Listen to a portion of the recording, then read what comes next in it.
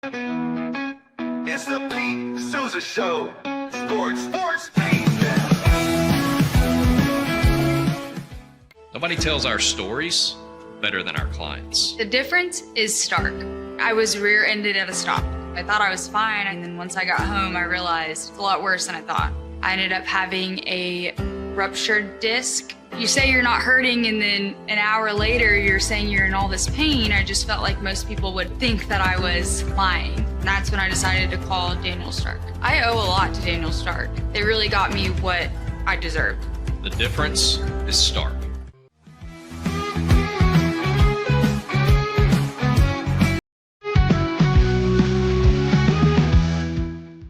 We definitely love our relationship and love Extraco. It's been an amazing experience. They made the PPP process easier. They were reaching out to me saying, what can I do to help you? That made a huge difference because my stress level, when we shut down, to afterwards was night and day. Our experience with Extraco has been phenomenal since the very beginning, so we love Extraco.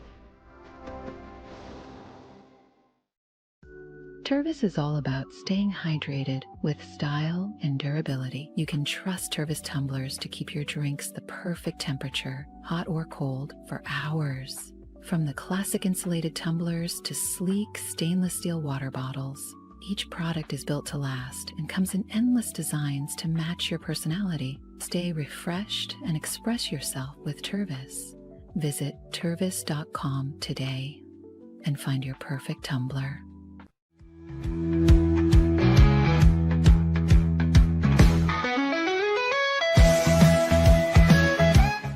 Since our founding, we've been revolutionizing hair removal with cutting-edge technology and a commitment to empowerment. The You-Like Air 3, launched in 2023, ushers in a new era of sapphire ice cooling technology, offering nearly painless hair reduction in just 3 weeks. Experience the future of hair removal today at youlike.com, because at YouLike, beauty is about looking and feeling good. That's ULIKE.com. YouLike. With Ease US, make studio-quality voiceovers for your videos online in over 149 languages and dialects, featuring 468 natural AI voices. Customize the volume, mood, and pauses to perfectly match your content. Plus, capture high-quality videos with no watermark. Record your screen, webcam, and voice, and save them instantly to your computer. Never been easier to create professional-grade videos and voiceovers. Try it today at easeus.com. That's EASEUS.com. Ease US.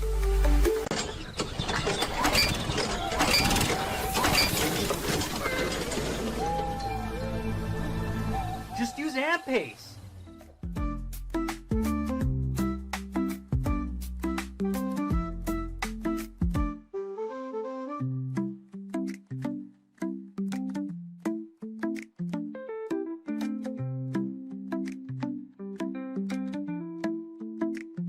AMP-Pace.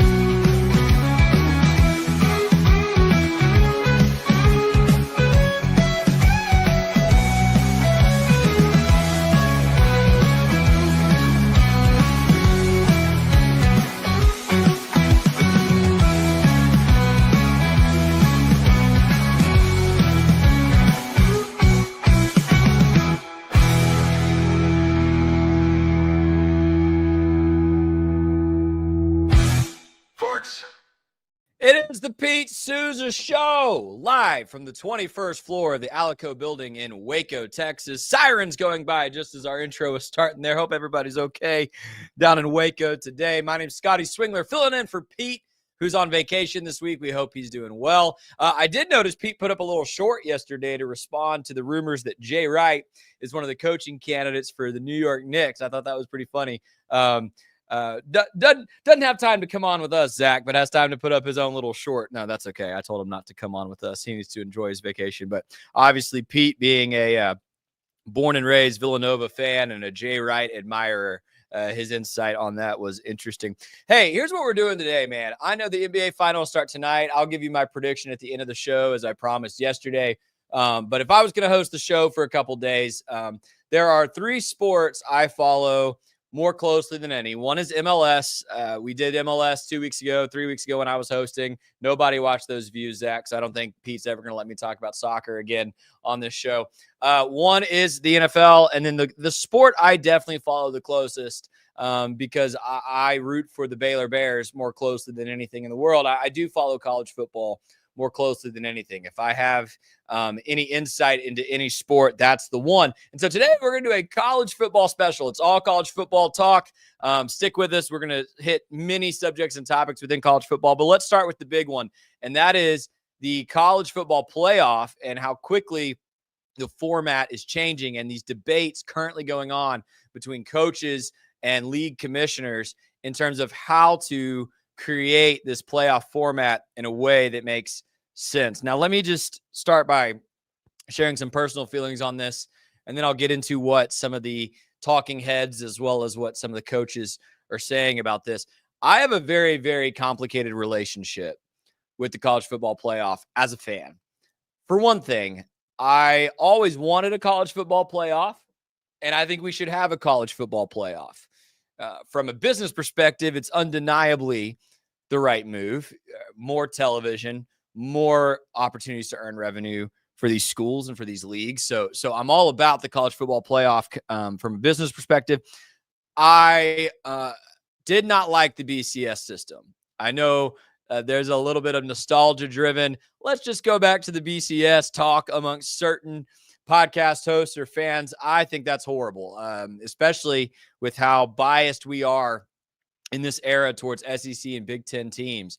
The BCS would be a death nail for the Big 12, who we cover and root for here, for the ACC, maybe for other schools in other places. So I'm not in favor of going back to a BCS system or anything that only allows two teams to compete for a national championship. I like the college football playoff. I liked the 4-team playoff format. I think now that we only have 4 power conferences in college football, it almost would make sense to go back to 4 teams in a way, right? It was a little complicated when you had 5 power leagues as well as Notre Dame all kind of competing for those 4 spots. But I thought the 4-team playoff mostly gave us interesting matchups and a good game, especially in the national championship. I was in favor of moving to an 8-team playoff. And I think if I could go back in time and try to convince anyone of anything, I still think an 8-team playoff might be what would be the ideal solution in my mind. I'll talk more about that in a minute. But we did just have the first year of the 12-team playoff this past year. And what we saw, let's just be honest about what that looked like, is the first round had a lot of not very close football games, right? Despite the fact that on this show, I said I thought SMU could compete with Penn State, that game was a disaster for SMU. Despite the fact that I was rooting for Indiana to make a storybook run, they got beat pretty soundly by in-state rival Notre Dame. And that was the closest first-round game. The first round did not provide us with a lot of great football. Second round on, we got a lot of good football. We got some really fun matchups second round onward. Arizona State, Texas was notably a phenomenal football game. Maybe the best one of the postseason there in that second round. But I am so disheartened by the fact that we've had 1 year of the 12-team format, and we've already decided next year in 2026 that we are going to 16 teams. I don't think, here's what it comes down to for me. I don't think when we get to December, there are 16 teams in America with a legitimate claim that they should be number 1. I don't think in any given college football season you could pick, there are 16 teams that could legitimately have an argument to say, no, actually, we are the champion and we deserve to compete for the crown and the trophy of a champion.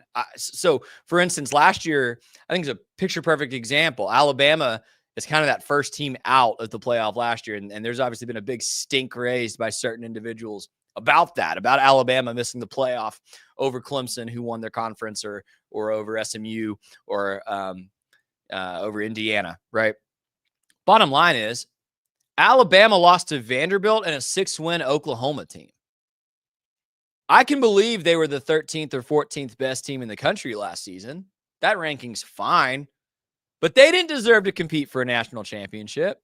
And when we go to the 16-team format, ultimately, that's the kind of team that's going to get in, a 3 or 4 loss SEC team that has 2 losses that are inexplicable on their resume. Ole Miss would have gotten in a 16-team format last season. They had 2 losses that were inexplicable.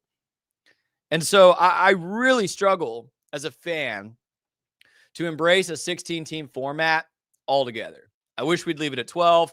I wish we'd have 8. I think if you took Power 4 champions and 3 or 4 at large, 8-team playoff, to me, that lets everyone who maybe has a legitimate claim at number 1 to compete, and it doesn't overinflate the product. But with this 16-team format, we're getting it, whether I like it or not. And so let's talk about the 2 models that are being debated right now. The 2 models that are being debated amongst league commissioners, amongst coaches, amongst school presidents, amongst media types like us are sorry, I just lost my place on my phone. The 4-4-2-2-1-3 model, which I'll explain in a second, or the 5+11 model. So to put it simply, the 5+11 model would be the same as the 12-team model currently, with more at-large bids. So your 4 power conference champions and your highest rated group of 5 power, or your group of 5. Sorry, I'm mixing my words up. Let's start over. 5+11 model would be your 4 power champions get an automatic bid, and your highest ranked champion from a group of 5 conference would get in. That's the current format with 12 teams. And then you'd have 11 at-large bids that the committee could give to anyone at their discretion. Brett Yormark, commissioner of the Big 12, has come out strongly in favor of the 5+11 model. I think he sees that as potentially some seasons actually offering more opportunity to a conference like the Big 12 if they have multiple teams who are really strong, versus, if we give more auto bids to the SEC or to the Big 10, that actually almost kind of puts like in writing or in stone this idea that the Big 12 is an inferior conference. Whereas with a 5+11 model, we could shift 5 years from now with our perceptions based on what's on the field, and more Big 12 teams would have an opportunity. The 4-4-2-2-1-3 model is something that a lot of Big 10 and SEC commissioners, coaches are advocating for. This is how that would work. In that model, 4 SEC teams get auto bids. 4 Big 10 schools get auto bids. You'd get 2 auto bids for the Big 12 and for the ACC. The 1, this is so bizarre to me, by the way. The 1 is reserved for Notre Dame, depending on where they are ranked at the end of the season. That's weird to me, to just have 1 that we're just going to set aside for Notre Dame just in case. And then the 3 would be at-large bids.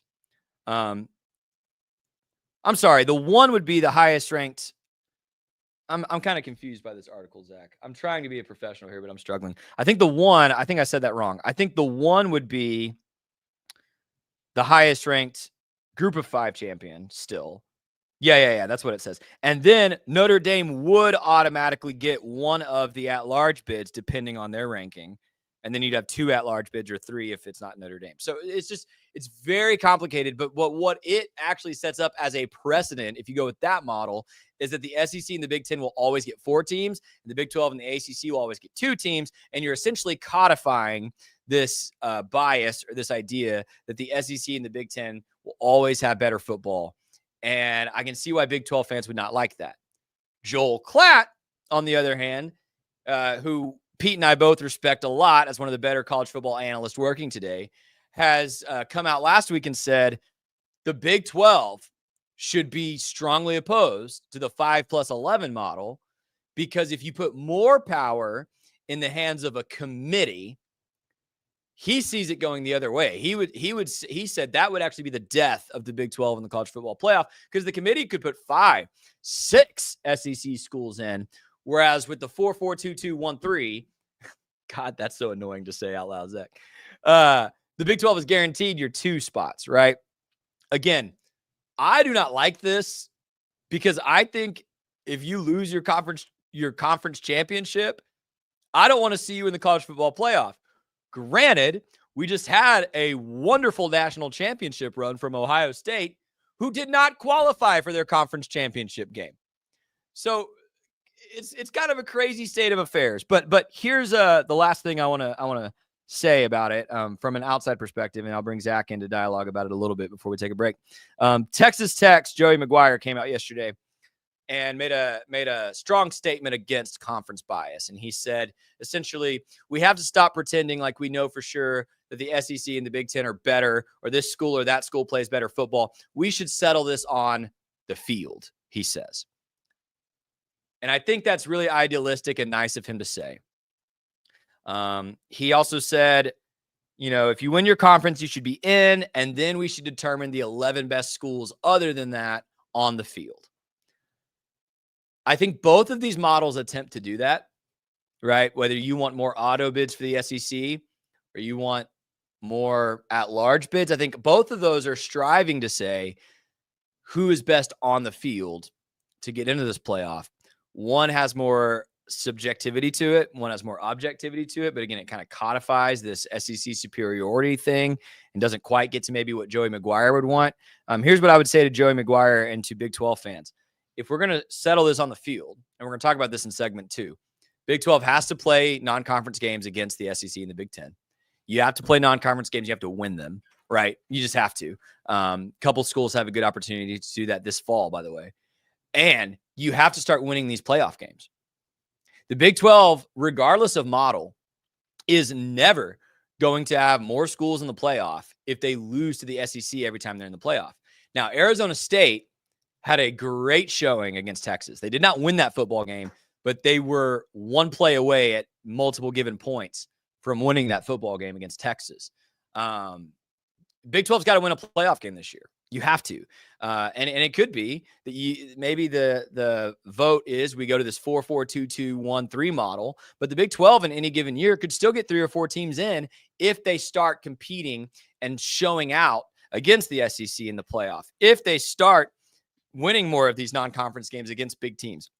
If they have an Arizona State or an Iowa State or a Baylor get to a national championship game, right?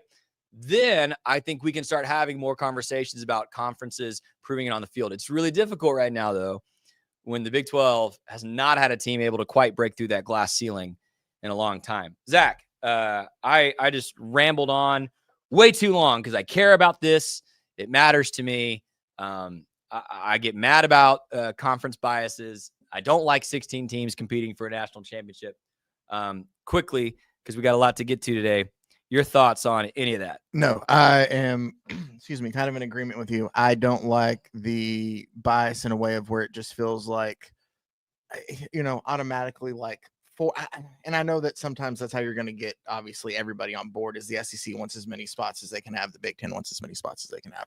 But I like opening it up to the 16 best teams more so than just what conference you play for. But so you would prefer the 5-11 model? I think I would prefer the 5-11 model. So you trust a committee to maybe be more fair about their conference bias rather than codifying the conference bias. So I'm one of those guys. You talked about the BCS at the very beginning of all this, and I'm not a full on let's bring the BCS back. Let's go back to 2 teams. I'm not. My thing is I think that you can mix both systems together to find something that works really well. And what I'm saying is obviously you have the conference champs or the 5 teams there that you don't have to worry about. The other 11, what you do is you get together as that human committee. And honestly, you can include all the teams in Division I football if you want to. And y'all figure out this is the rubric that we all agree upon that we are ranking, people's performances at. And then we're developed enough with programming to where you can build a program to rank that out for you. Yeah. Now, and will there be strength of schedule, strength of record? We want it to, rank this higher than this. We want it to, Maybe it goes in and even, it'd be tough to do it, assigns like, point values to teams. It's like there's all things you could do, but you could create a system. We have enough AI and models and stuff. We can do Exactly. anything. Yeah. So, and there could have hiccups, but You will. you will. But what I see happening more then is that it gives you more of what you're wanting, but that's not more of what you want, because at the end of the day, the SEC wants the most teams they can have in the playoffs. The Big Ten wants the most teams they have in the playoffs, not the most fairest amount of teams. So it doesn't matter there. We're never going to go back to a situation like that. Yeah.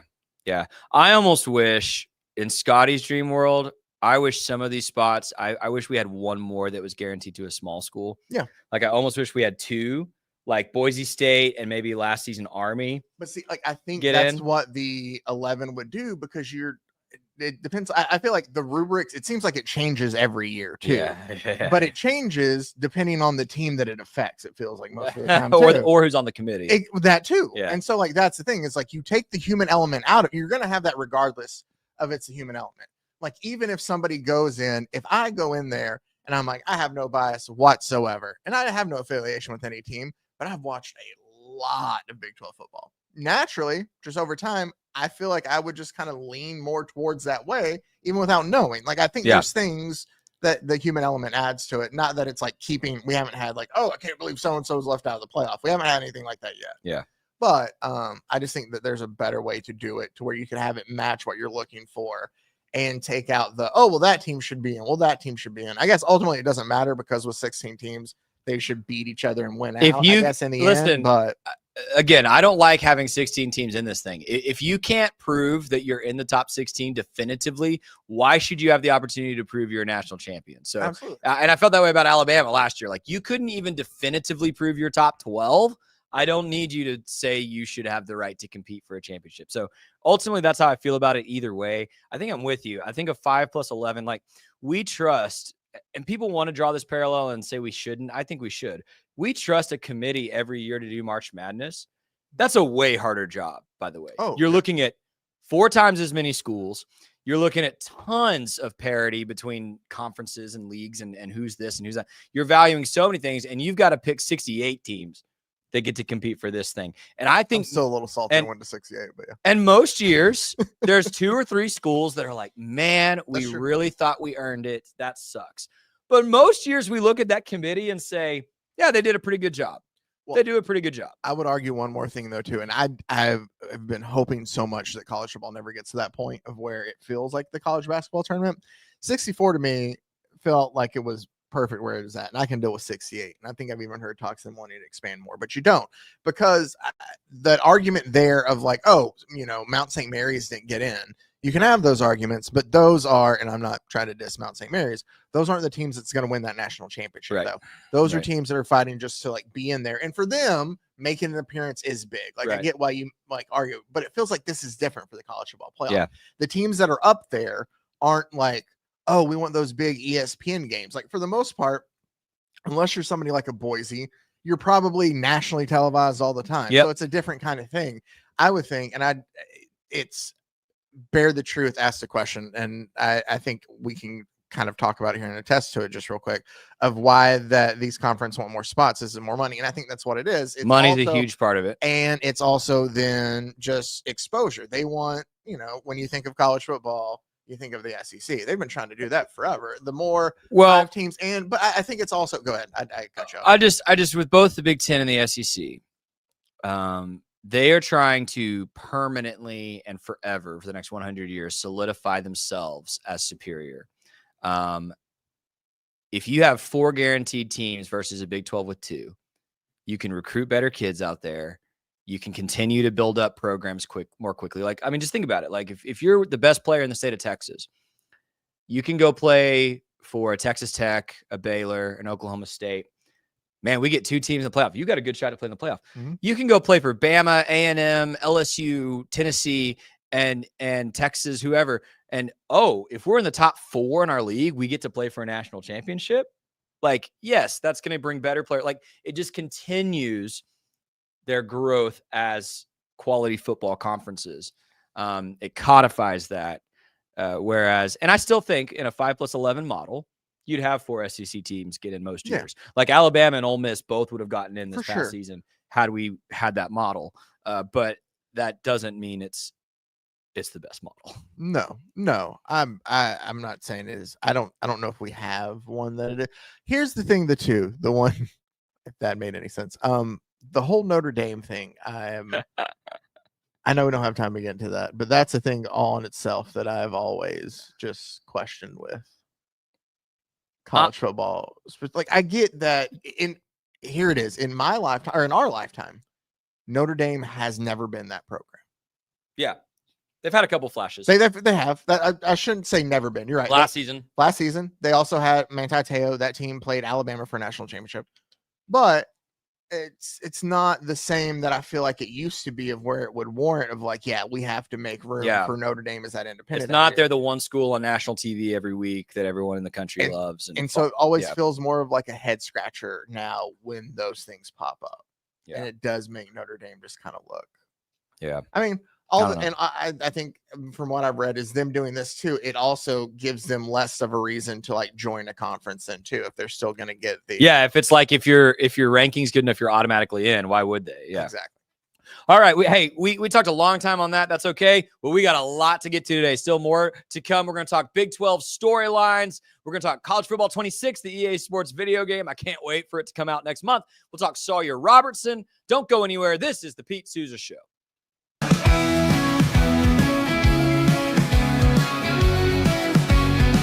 Nobody tells our stories better than our clients. The difference is stark. I was rear-ended at a stop. I thought I was fine, and then once I got home, I realized it's a lot worse than I thought. I ended up having a ruptured disc. You say you're not hurting, and then an hour later, you're saying you're in all this pain. I just felt like most people would think that I was lying. And that's when I decided to call Daniel Stark. I owe a lot to Daniel Stark. They really got me what I deserved. The difference is stark. We definitely love our relationship and love Extraco. It's been an amazing experience. They made the PPP process easier. They were reaching out to me saying, what can I do to help you? That made a huge difference, because my stress level, when we shut down to afterwards, was night and day. Our experience with Extraco has been phenomenal since the very beginning. So we love Extraco. I don't know, if Bubble wasn't here, I don't know what people would be doing, like making PowerPoints or something. Bubble allows you to make it real and for it to actually work. So I feel like Bubble bridges that gap and being able to give people the opportunity to make their ideas come to life really quickly too. I love that I can sit down and build something the way that I think it should be built and have the control over it. Bubble turns ideas into fully scalable apps. Try Bubble today. Hi, I'm Jo from Face Theory. You're going to want to have a specific goal for your skincare routine. What do you want to achieve? Active ingredients are really strong, and if you're using too many at once, your skin can get overwhelmed. Don't overspend on products. Choose products that have scientific research behind them. At Face Theory, if you're not happy with a product, just say so, just give us a shout and we'll give you your money back, no problem. I know you're gonna love this Kodak Dot Plus printer. You guys just connect it to your smartphone and then you're gonna use the Kodak Photo Print app. It's going to print you a 4x6 photo. I am just in awe. I love how these turned out. Also, the printer comes with a free cartridge of 10 photo sheets. I can assure you, you are going to love this printer as much as my family has. You guys have to check it out for yourself. Streamline event and appointment booking with Amelia's sleek, modern, and fully customizable booking forms. Tailor the colors, fonts, and design to match your brand and seamlessly integrate with your WordPress website. Whether it's for events or appointments, Amelia makes booking simple, stylish, and perfectly aligned with your business. Enhance your booking experience today at WPAmelia.com. That's WPAMELIA.com. Amelia. When you learn a language with Babbel, you start a journey that takes you further and further. Anytime and anywhere you wish. It's easy and fun. Broadens your horizons and keeps your brain fit. A journey into new thoughts, new cultures, new adventures. So what are you waiting for? Start your journey with Babbel now. Go to babbel.com or download the app. BadCreditLoans.com is a pioneering service provider that has carved a reputation in the financial industry for its dedication to helping individuals with bad credit secure loans. By making timely repayments, borrowers can gradually repair their credit history, thereby increasing their chances of securing better loan terms in the future. BadCreditLoans.com serves as a beacon of hope for those with bad credit. Simple, fast, and reliable loan application process. And its commitment to responsible borrowing makes it a trusted partner in the journey towards financial stability.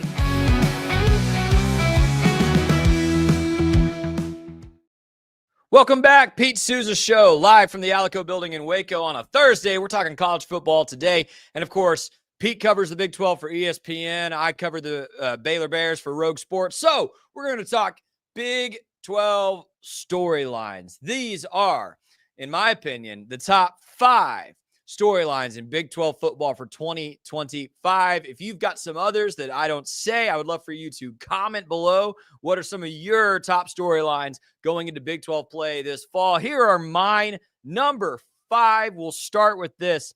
There are some non-conference fireworks, some great matchups happening early on in the season for these Big 12 teams. I said just a second ago, if the Big 12 is going to earn more spots in the college football playoff and earn more prestige as a league, increase that reputation across America that, yes, this is a conference that has football every bit as good as the Big 10 or the SEC, they have to start winning some of these games against big name programs. Here are some that I pulled up that are really interesting to me. Baylor has 2, and I don't just start there because we're in Waco. I start there because Baylor has 2.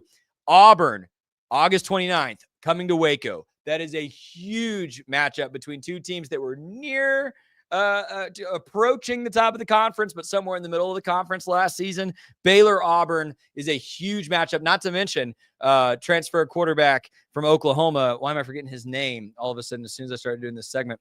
That's a fascinating matchup, Baylor. And then Baylor plays SMU week 2. SMU, of course, a playoff team last season, returning their starting quarterback, Kevin Jennings. BYU also taking on SMU in non-conference play. So 2 Big 12 teams near the top of the conference have an opportunity to go up against a playoff team from last year.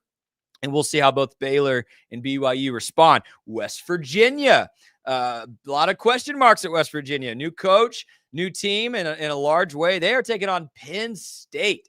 Now, that's a playoff team that made the national championship semifinal. West Virginia, Penn State is an intriguing matchup. UCF plays Florida. Houston plays Oklahoma. The Houston fans are hoping that they take a big step this year. Meanwhile, Florida, an underwhelming team the last few seasons, but DJ Lagway, one of the best quarterbacks in college football, that's intriguing. Oklahoma State coming off a 3-9 season, taking on Arkansas. If a Big 12 team is going to take on an SEC team, Arkansas is the kind of SEC team that you want to beat as a Big 12 team. They are not consistently at the top of that conference. Oklahoma State, though, again, coming off a rough season, can they beat Arkansas?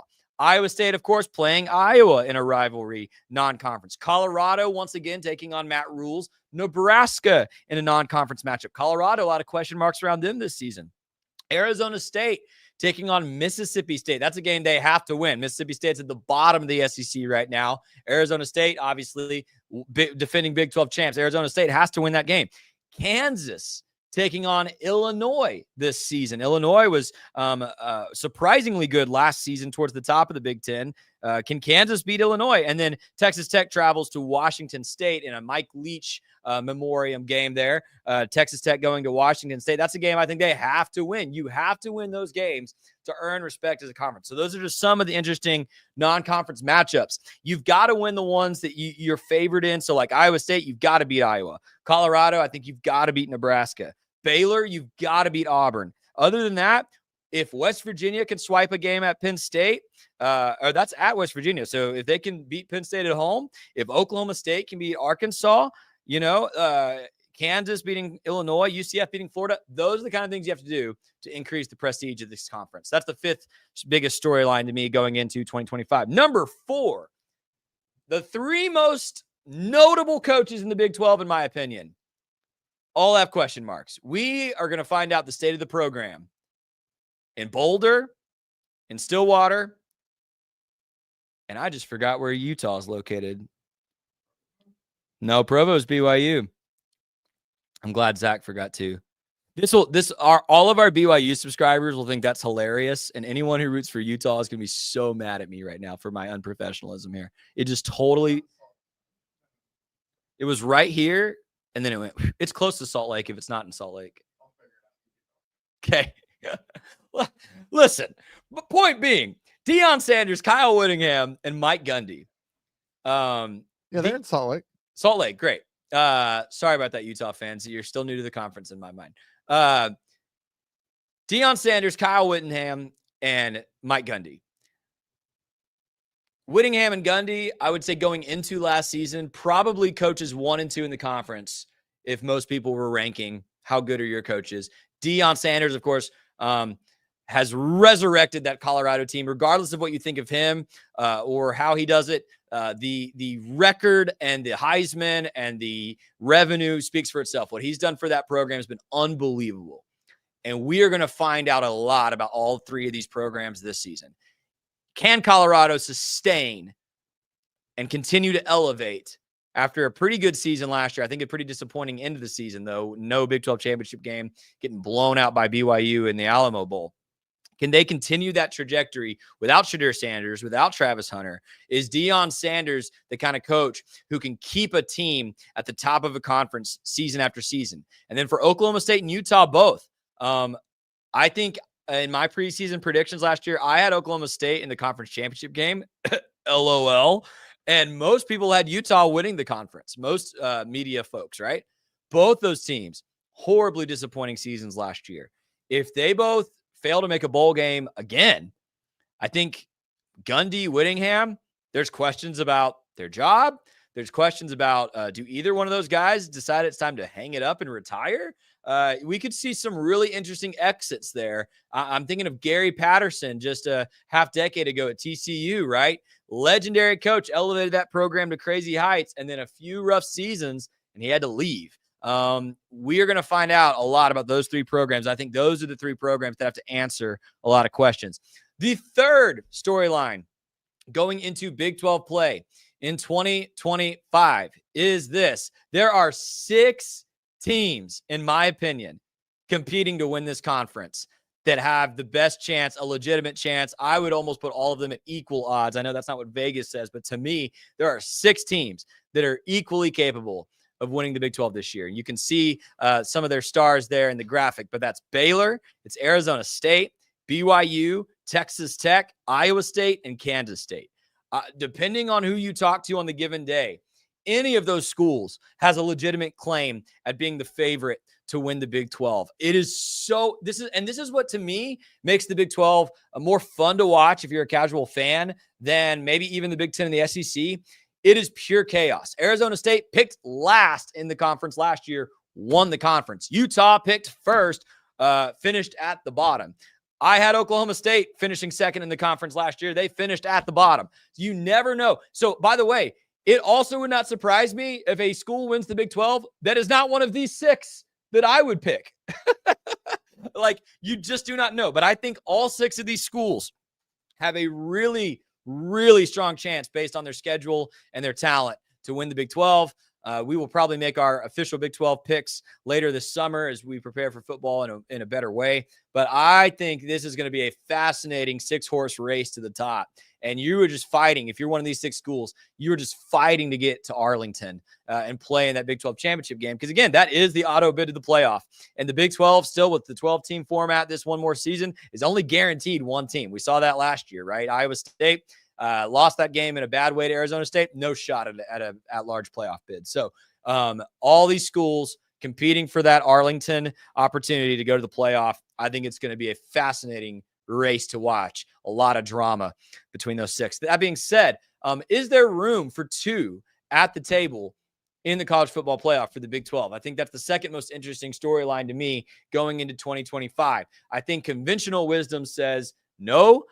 There is not room for 2. You can hit that graphic, Zach. There's not room for 2 at the top for the Big 12. I don't think there's much of a shot that two Big 12 teams get in, but it is not inconceivable to think, because all these schools don't play each other, that maybe, I know Arizona State and Baylor play each other, so that wouldn't be a good example. But let's say, dream scenario for Scotty, Baylor goes undefeated through conference, makes the championship game. BYU, for whatever reason, loses a game or two in conference, makes the championship game.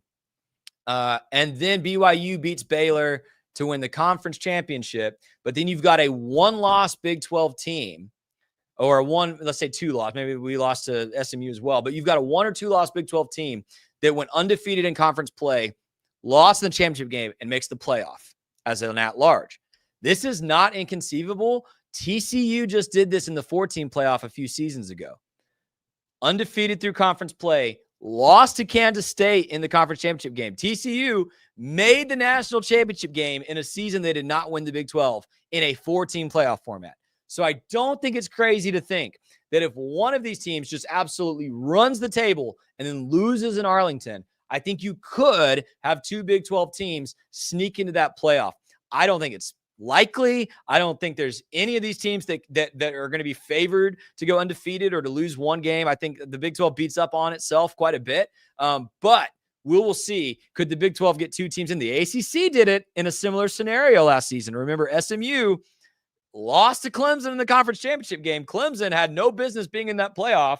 They won their conference championship game. Both teams got in. Let's see what happens with the Big 12. And then the number one story going into 2025 for the Big 12, and we've talked about this last month. I think this is the deepest quarterback conference in America. Almost every one of these Big 12 schools has a starting quarterback they feel really good about. There's some question marks. There's some question marks right now in BYU for circumstances we've discussed. There's some question marks in Colorado because they've got two really good options there. But for the most part, from like 1 through 13 in this conference, you know who your starter is, and you're probably pretty happy. On this graphic, I put Devon Dampier at Utah, New Mexico transfer. He wasn't in my top 5 Big 12 quarterbacks last month, but I got a lot of comments like, where's Dampier? Utah, he's going to be a beast.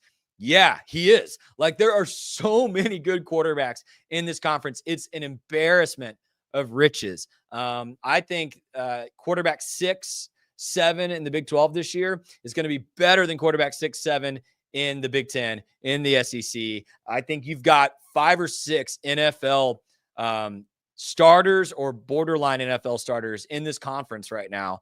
And even at the top, we've had the discussions on the show before. I mean, how do you determine who's the best between Sawyer Robertson, Sam Leavitt, Josh Hoover, Rocco Becht? It's absolutely insane, the talent at the quarterback position in this conference. So let's put all 5 up really quickly to recap. Top 5 Big 12 storylines for me. Best quarterback play in the country. Could we get 2 teams in the college football playoff? Because it's really crowded up front. I think there's 6 teams all equally competing for this championship. We're going to find out a lot about Colorado, Oklahoma State, Utah, the state of their program, and the seat that their coaches are sitting in. And Big 12, you got to win some of these non-conference games against SEC and Big 10 opponents, against big-time schools. You got to stake your claim that you are equal to these other conferences. And you can't do it if you're losing all these non-conference matchups. Let's take another break. And when we come back, we're going to talk about EA Sports College Football 26. I cannot wait for this game. If you haven't played EA Sports College Football video games in a long time, I'm going to tell you why you should. We're going to talk about Sawyer Robertson, and then I'll predict the NBA Finals before we get out of here for today. Thanks for joining us. It is the Pete Sousa Show, presented by Slovaceks.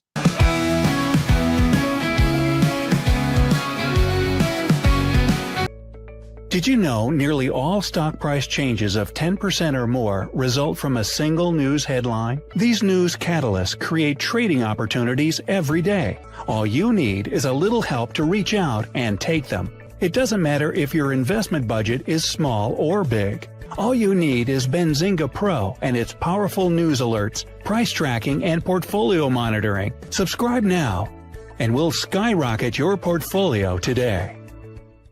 OsleyMD.com. I've always had thin hair my whole life. It breaks off at a certain length. In the last 6 months, I've noticed it just really bad. I mean, you could totally see it. I wear a hat a lot. I tried several different products. My experience with the Bosley MD hair regrowth kit was amazing. It was easy to use. It let me take off my hat. I could go in public and have my picture taken and feel normal again. BosleyMD.com. Golf Partner, the world's largest golf store network, offers more purchasing opportunities than anywhere else. With a dominant market share and a wider selection of quality secondhand golf clubs than our competitors, we make it easy for you to enjoy the game with affordable, top-quality equipment. Join us at golfpartnerusa.com and discover why we're the trusted choice for golf lovers worldwide. That's GOLFPARTNERUSA.com. Golf Partner. Since 2003, Bluehost has been empowering people to harness their brands online with innovative web hosting solutions. Trusted by over 2 million users, we're the longest-running WordPress.org recommended host. With Bluehost, you get a safer, better web experience, supported by the world's most popular site builder, and backed by our commitment to open source projects. Visit Bluehost.com today and take your website to the next level. Experience the future of secure private cloud storage with Internex. Protect your files with end-to-end encryption, ensuring your data stays private and accessible only to you. Enjoy seamless, fast storage without compromising security. Visit Internex.com today and take control of your digital life. That's INTERNXT.com today. Apollo Neuro is a new kind of wearable that helps your body recover from stress. It's like a wearable hug for your nervous system that helps you calm down and feel better. The Apollo wearable will send gentle vibrations to your body, like a song you can feel instead of hear. You feel better, you sleep better, and you can get back to being yourself. Learn more at apolloneuro.com. Protect your online privacy with NordVPN. Browse securely, access content from anywhere, and keep your data safe with military-grade encryption. Whether at home or on the go, NordVPN ensures your digital freedom. Stay secure. Download NordVPN today at nordvpn.com. That's NORDVPN.com. Elevate your experience with Grenco Science, the leaders in cutting-edge vaporizers. Whether you're at home or on the go, our sleek, powerful devices deliver smooth, consistent hits every time. Quality you can trust, innovation you can feel. Grenco Science. Take your vapor game to the next level. Visit us at GrencoScience.com.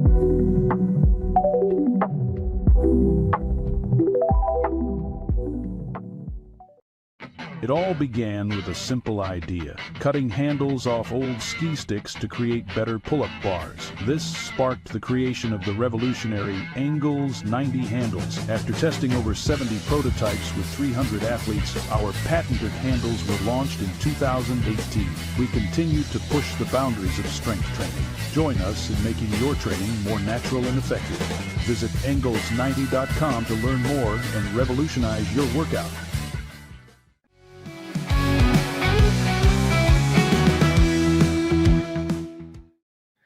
I didn't. I know we're back. I'll just tell you what to do anyway, and then we'll. Sorry, helping Zach with something real quick. We've had some strange computer issues, StreamYard issues this week.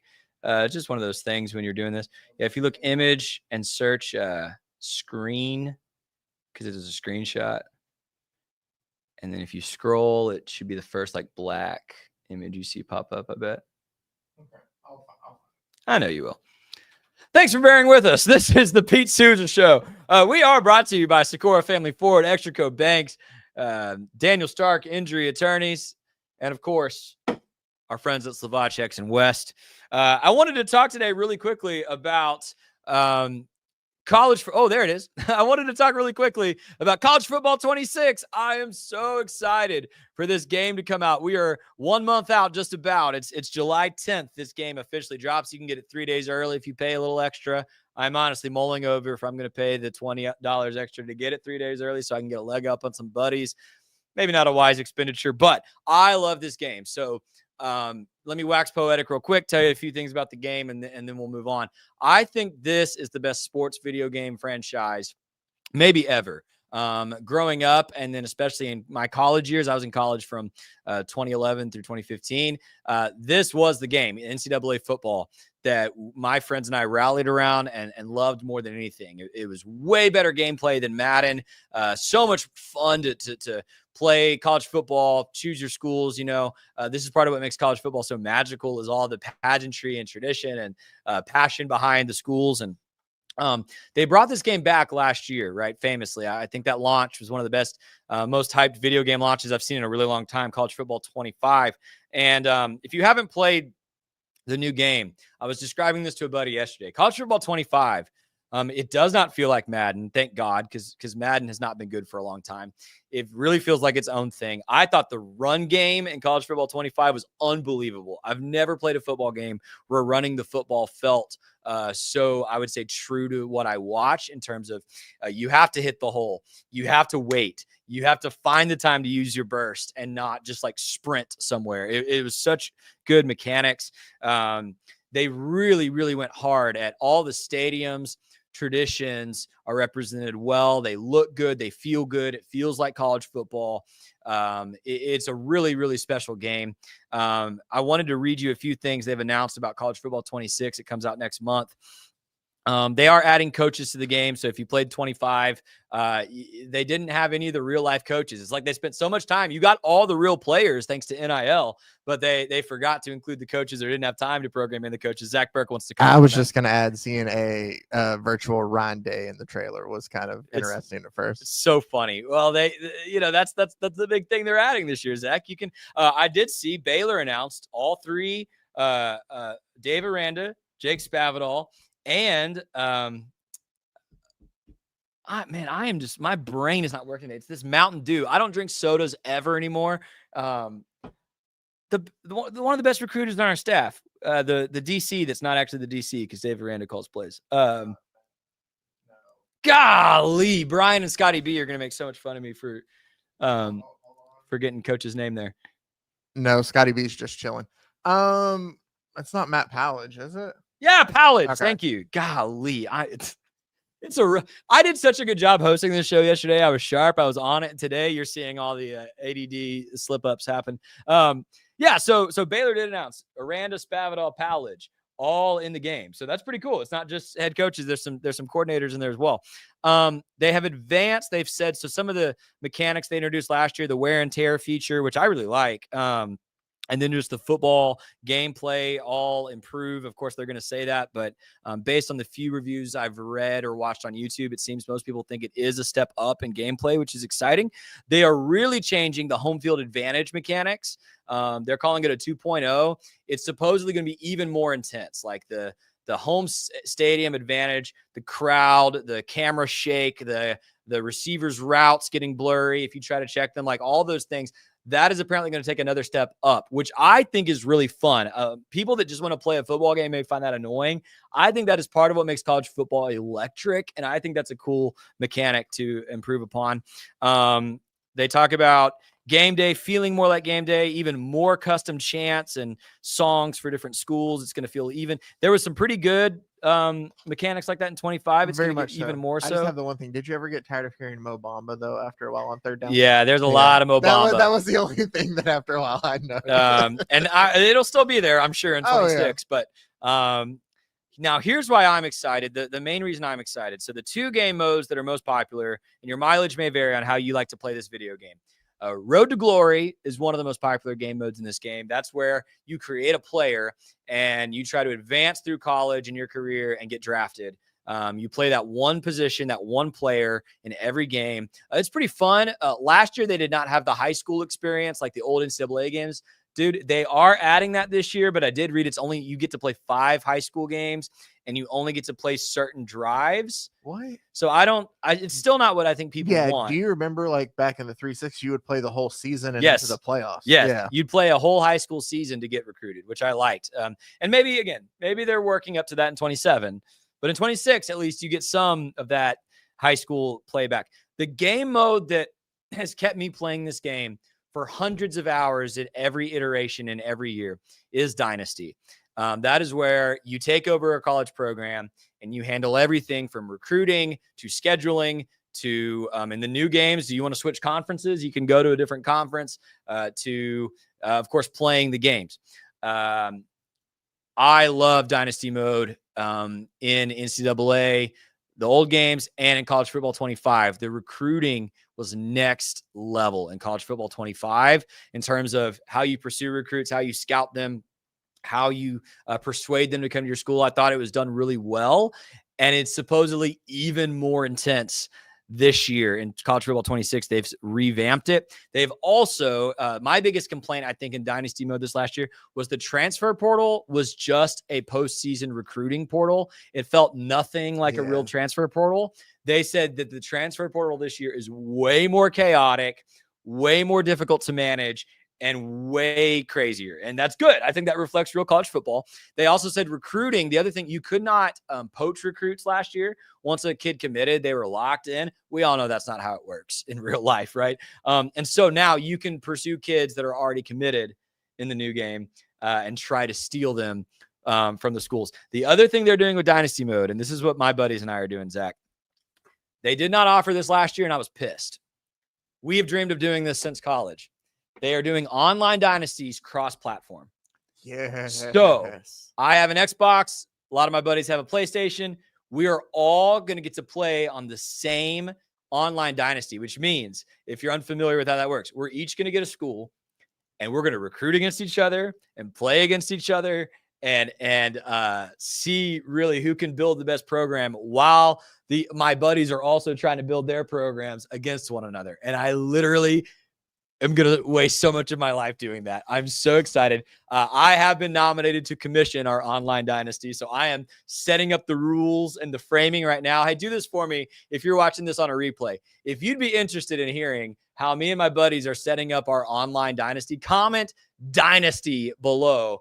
And I'll make a follow-up video just to show you how we're laying it out, scheduling it, doing it. Because we've already had Google polls and we're going really hardcore setting up how we want to do this online dynasty. But I just wanted to share that. I'm really excited about this game coming back out. I think, by the way, the other thing I think this is good for, I think like FIFA for many years helped a generation start watching soccer because it was one of the best sports video games forever and ever and ever.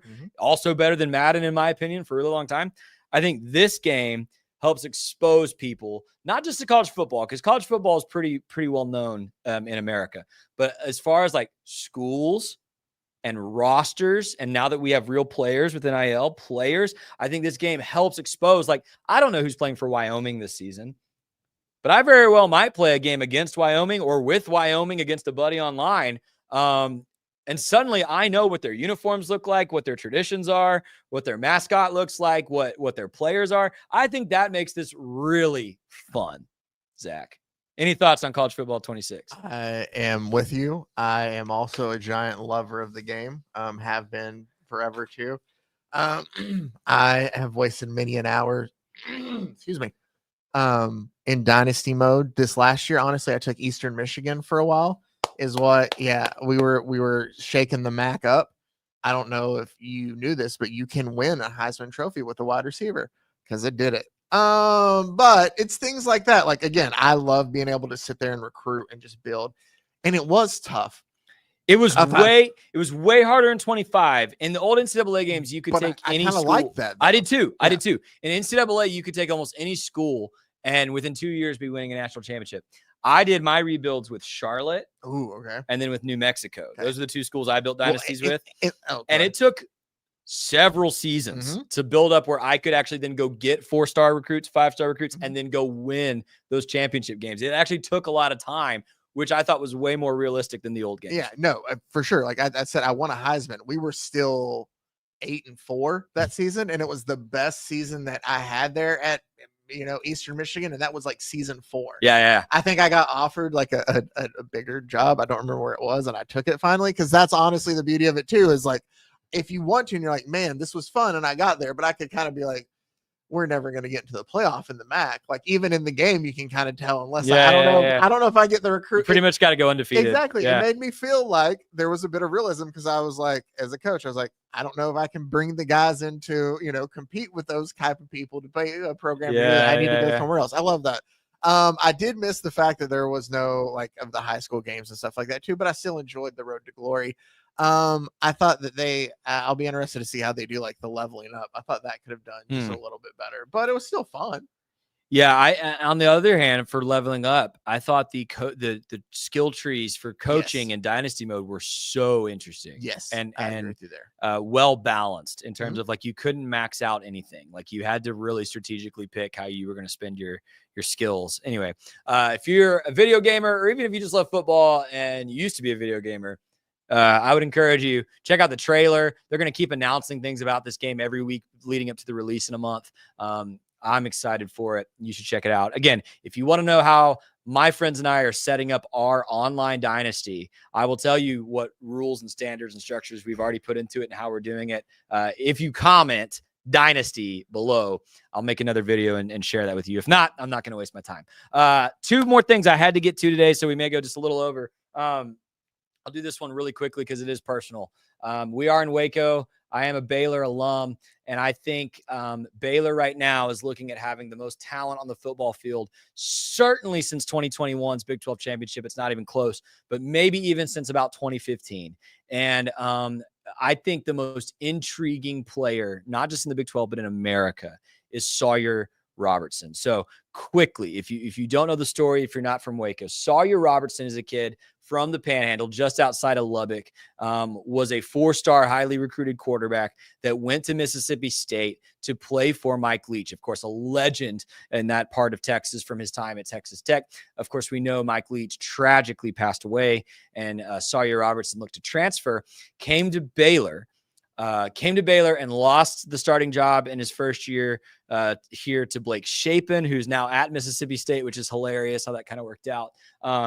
But played some sparing minutes as a backup, did not play particularly well, was also struggling through some injuries. And then last season, came into the season as the backup, lost the starting job in camp to DeQuan Finn, the transfer. Had to come in week 3 because DeQuan Finn had an injury and just took the team over last season and played outstanding football all season long. Showed an ability to get away from pressure. I compared it to Tony Romo, Zach. I've already waxed poetic about Tony Romo this week, but Tony Romo's elite skill, he didn't have many skills that were truly elite, but his elite skill was sensing pressure and getting away from it, even though he wasn't the most like conventionally athletic person. I think Sawyer Robertson has that trait. He is a good athlete, but he also has a sixth sense where he does not take unnecessary sacks. He does not hold the ball too long in the pocket. He is a very accurate thrower of the football, especially at the short and intermediate levels. He, as the season progressed last year, I feel like we saw him over from week 3 into the final week of the season grow tremendously as a quarterback. And now he's coming into this 2025 season. And I don't think there's anyone who raises different levels of response than Sawyer Robertson. I've seen some national commentators rank him as high as 3rd or 4th in the country coming into this season in college football. And I've seen other people rank their top 10 or 15 college football quarterbacks for 2025, and he's not even on their list. I've seen some NFL draft evaluators say Sawyer Robertson could be a top 20 pick, and I've seen others say he's a 4th or 5th round pick. This is an intriguing player because we don't know who he is. And that is not just my opinion, but Josh Pate, who hosts the Pate State podcast and YouTube show. I think it's one of the better college football programs on the internet. Zach, if you'll throw that tweet up. He responded to this tweet that said, if you could know one player's stat line for 2025 going into the year, what would you say? And Josh Pate, who mostly covers SEC and Big Ten, he's a national guy that covers all college football, said Sawyer Robertson. And it's because Sawyer Robertson could conceivably this season lead Baylor to a Big 12 championship, be a Heisman Trophy finalist, and be a first-round draft pick, and nobody would be surprised, at least not in Waco. Or he could end up being, I think the floor is like 4th best quarterback in the Big 12, 5th-round draft pick, like good college quarterback, but nothing special. I don't think either result would surprise Baylor fans, Big 12 fans, college football fans, and Baylor's success this season really rides on this kid playing elite football. In Jake Spavital's offense, He's got an opportunity to put up some monster numbers this season. They've put weapons around him. Of course, Bryson Washington behind him is the best running back returning in the Big 12 this season. Sawyer Robertson, I will note, has the highest 2024 QBR of any quarterback coming into college football in 2025. And you know what they say about quarterbacks? They take the biggest jump from year 1 to year 2. I think the most interesting man in college football is Sawyer Robertson. Cannot wait to see him play this fall. Last thing before we get out of here, because I promised it yesterday, I was too scared to do it. Zach, I've made up my mind. I have a conviction. Getting away from college football for just a second. The NBA Finals start tonight. If you did not see our preview yesterday, go watch it here on YouTube. In the video section, we had Kevin and Liam Hall from All Indiana Sports on to help us preview the finals and really give us the take. Does Indiana have a chance to beat this Oklahoma City Thunder team? Because the odds makers and the pundits say, no, not really. I told you yesterday that my heart says Indiana. My head says Oklahoma City. Depending on different times in my life, my head or my heart has not led me astray, but they've both also led me astray at different points. Zach Burke, Indiana in 7 is my pick. I'm going with my heart, and here's what it is. You've already heard me say this week, I want this for Tyrese Halliburton. I want the storybook ending of the guy that was voted most overrated to win a championship 14 months later. I really want that.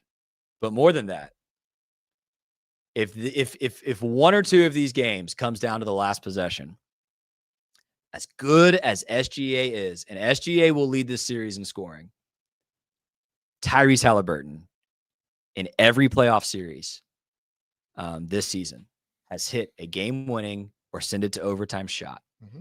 Tyrese Halliburton is not only going to win Finals MVP, he's going to hit a big shot somewhere to win a game and take this series. Pacers in 7. Zach, you have a pick?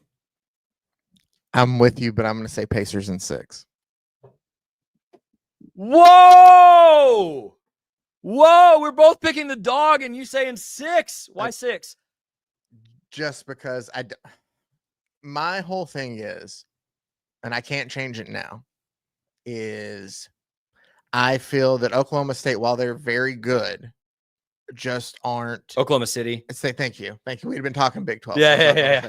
Oklahoma City, while they're very good, for some reason, just the makeup and the build, like when I watch the Pacers play, there's just something about them that I can't quite put into words that I like more. I heard there's something about them. Someone on Get Up this morning, I think it might have been Jay Williams, but I don't remember for sure, said people underestimate just how fast the Pacers play. And as good as Oklahoma City is, and they're very good, the Pacers might win a game or two just because they're too fast. They are. The thing too is I have yet to, and this will go into, well, I'll say 6. This will go into kind of what we talked about a little bit in the coaching. I think they have better coaching than Rick Carlisle. Certainly more experience. Exactly. I also think that they are a better team of making you play their game. Yes. And that is something that a lot of teams in the NBA don't do. Some of them do. None of them do as well as the Pacers. Like I saw it for sure in that Knicks series of where, no, you're going to play the type of game we want you to. And they dictate it. Sure, there are games they didn't show up. And there's going to be games that Oklahoma City is going to come out and probably look very dominant. They have too much talent on that team not to. But when it's all said and done and the smoke clears, I think Pacers in 6. Wow. So the Pete Sousa show, minus Pete Sousa, taking the Pacers. I will say this to close us out. If the Pacers are going to win, whether it's in 6 or 7, they need to win tonight. I think this is a really, really pivotal game one, not only for setting the tone, but you're in Oklahoma City. Pacers are going to have to steal a game there if they're going to win the series. I think if the Pacers win tonight, it's looking really good. And if they lose tonight, I would not want to fight uphill in a series against Oklahoma City. Do not want to do it. Man, we've gone over today. Thanks for joining us. A lot of college football talk, little NBA talk there to end. Check out the finals tonight. Check out, last thing I forgot to mention at the top. Big 12 is trying to win over the SEC in the College Softball World Series right now. Texas Tech lost on a really bizarre play last night to Texas in the Softball World Series. Game 2 is tonight. Of course, if Texas wins, They're your champs. In this house, in this studio, we're rooting for Texas Tech to get it back tonight. Maybe check that out. Or NBA basketball, college football coming up this fall. Thanks for joining us today. It is the Pete Sousa Show, brought to you by Slovaceks. We will have some kind of show for you tomorrow. I'll talk to you really quickly, and then we'll play some stuff with Pete. It's been a good week. Thanks for joining us. We'll talk to you tomorrow. This is the Pete Sousa Show. It's the Pete Sousa Show. Sports. We definitely love our relationship and love Extraco. It's been an amazing experience. They made the PPP process easier. They were reaching out to me saying, what can I do to help you? That made a huge difference because my stress level, when we shut down, to afterwards was night and day. Our experience with Extraco has been phenomenal since the very beginning, so we love Extraco. Nobody tells our stories better than our clients. The difference is stark. I was rear-ended at 70 miles an hour. I was injured, had a concussion. The insurance company, they delayed. They were playing games from the initial conversation. They weren't going to help me. The biggest thing I learned through this is that you can't go through this alone. I called Daniel Stark. They were going to help me and everything was going to be all right. Daniel Stark got me 10 times the insurance company offered. The difference is stark.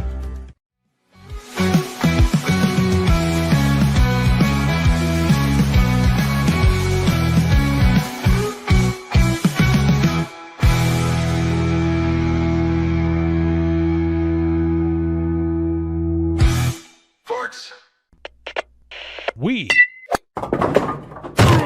are Rogue Media Sports.